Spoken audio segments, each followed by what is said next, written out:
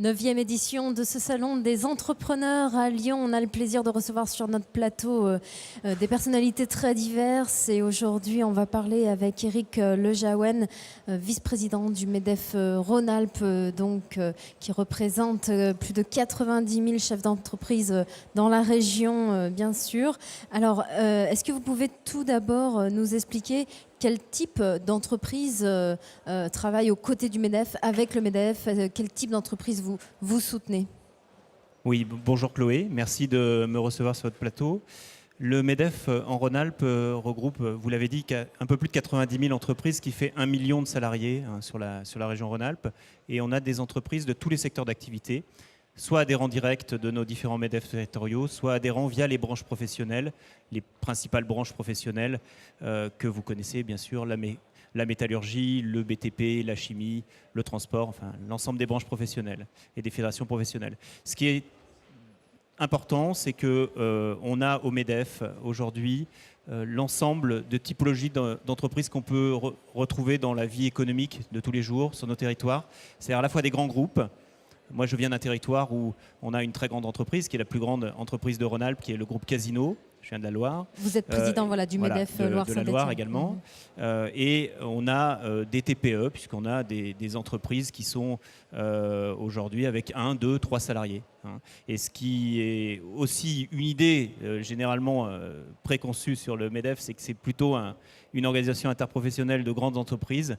Un seul chiffre sur la région Rhône-Alpes, 90% des entreprises adhérentes du MEDEF en Rhône-Alpes ont moins de 50 salariés. Il y a un thème parmi tant d'autres qui vous est cher au MEDEF, c'est la transmission, la sensibilisation des jeunes au monde de l'entreprise, notamment à l'école. Quels sont les programmes que vous mettez en place là-dessus? Oui, c'est extrêmement important. On a été dans la région Rhône-Alpes tout à fait précurseur sur ces thématiques-là, puisqu'on a développé il y a 13 ans maintenant un programme école-entreprise qui a été en très grande partie repris au niveau national.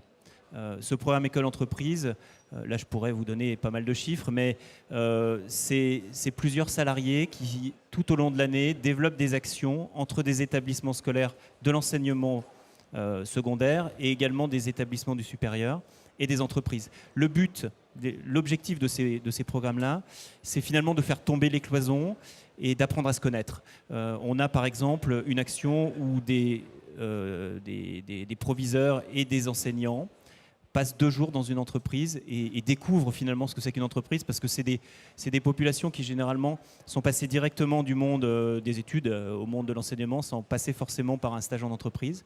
Et c'est chaque année plus de 600 enseignants qui font cette découverte. Et dans l'autre sens, parce qu'on est les chefs d'entreprise aussi tout à fait responsables de faire connaître nos métiers et de faire un effort vers le monde de l'enseignement, on a beaucoup de chefs d'entreprise qui vont passer un moment dans des laboratoires de recherche ou dans des sections universitaires pour découvrir aussi ce que c'est que le métier d'un universitaire, d'un enseignant-chercheur. Et ce programme-là, au début, c'était un programme assez marginal, c'est-à-dire qu'on était dans un contexte où le monde de l'entreprise était souvent perçu avec beaucoup de méfiance. Aujourd'hui, on est complètement passé au-delà de ça. Je vous donne un seul exemple.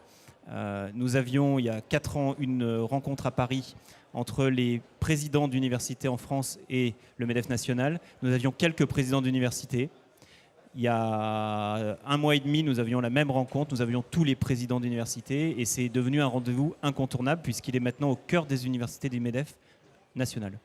Autre thème qui est l'un des axes de travail pour vous, et aujourd'hui même, je crois, le problème de l'égalité homme-femme dans le monde de l'entreprise. Quelles solutions proposez-vous? Alors, si j'avais des solutions toutes faites, on les aurait déjà expérimentées de manière beaucoup plus large. Non, je crois que c'est au-delà du problème de l'entreprise, c'est un problème de société. Nous sommes convaincus au MEDEF que cette problématique de l'égalité homme-femme et surtout de la capacité qu'ont les femmes chefs d'entreprise ou les femmes cadres ou les femmes salariées de vivre une vie professionnelle qui soit en équilibre avec leur vie personnelle. Cette problématique pour nous est une problématique clairement d'entreprise et liée à la compétitivité de l'entreprise. Je vous donne un seul exemple.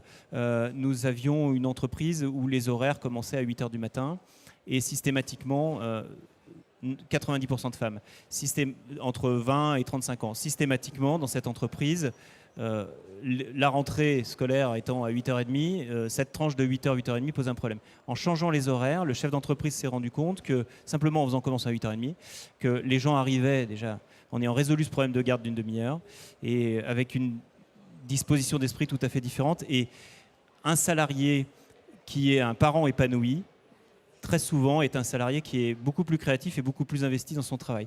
Donc ce matin, à Saint-Étienne, nous avons signé avec le MEDEF national. Le MEDEF national était présent pour signer une charte qui s'appelle la charte de la parentalité dans l'entreprise. Moi, au-delà de l'effet d'annonce, c'est vraiment un programme dans lequel je crois beaucoup, même si en ce moment les chefs d'entreprise sont, il faut le dire, quand même concentrés sur beaucoup d'autres problématiques, parce que c'est aussi une problématique de compétitivité de l'entreprise. Alors nous sommes au Salon des entrepreneurs, beaucoup de chefs d'entreprise sont présents ici. Un tout petit mot à leur attention de votre part. Pour les jeunes créateurs ? Pour les chefs d'entreprise en général, quel serait le message aujourd'hui ? Moi, les chefs d'entreprise en général, je n'ai pas de message particulier à leur donner parce que je pense que chaque chef d'entreprise est une histoire et une aventure à lui tout seul. Donc, c'est plutôt les chefs d'entreprise qui nous donnent des témoignages qui nous enrichissent, nous, dans les organisations professionnelles. Non, moi, je voudrais m'adresser plutôt aux jeunes créateurs parce que d'abord, ils ont la chance d'être jeunes et d'être créateurs. Moi, j'ai été jeune créateur. Et leur dire que la vie de l'entreprise, le métier de chef d'entreprise, c'est un métier, c'est quelque chose qui s'apprend, avec des hauts, des bas, qu'il ne faut pas perdre courage, qu'on est dans un pays où la reconnaissance de l'image du chef d'entreprise est parfois compliquée, mais il ne faut pas qu'il baisse les bras et surtout, il ne faut pas qu'il s'isole dès le début.